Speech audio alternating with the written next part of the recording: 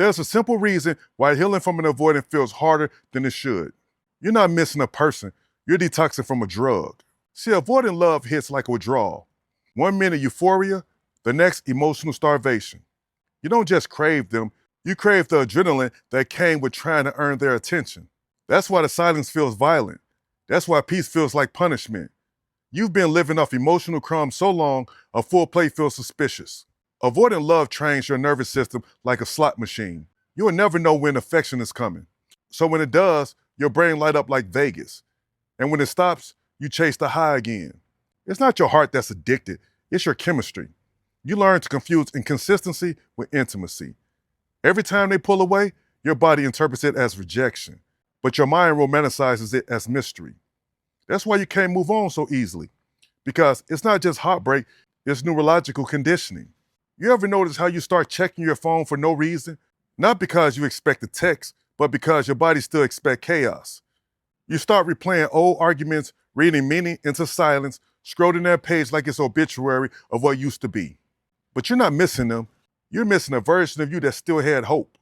The part of you that said, if I love them harder, maybe this time they'll stay. Because healing hurts, because it means grieving a fantasy you built while ignoring the facts that broke you.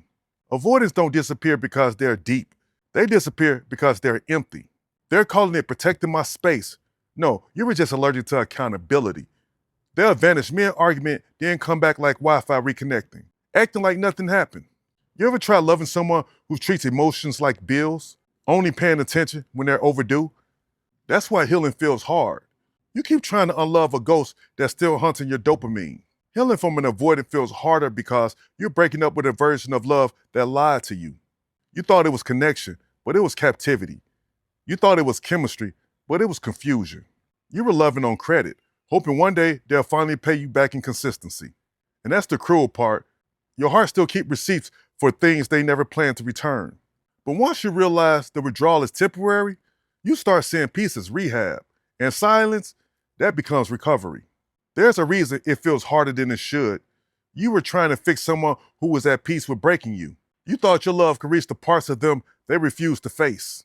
But healing isn't about getting closure from them. It's about reclaiming your energy from the battlefield. Because love shouldn't feel like CPR and peace shouldn't feel like punishment. When you stop confusing intensity with intimacy, you'll finally understand the pain wasn't proof of love, it was proof of survival. If you're done mistaking chaos for connection, grab my ebook, Surviving Avoidant Attachment. It'll show you how to break the trauma bond cycle, retrain your nervous system, and stop chasing people who punish your love. Link is in the bio. Think about it.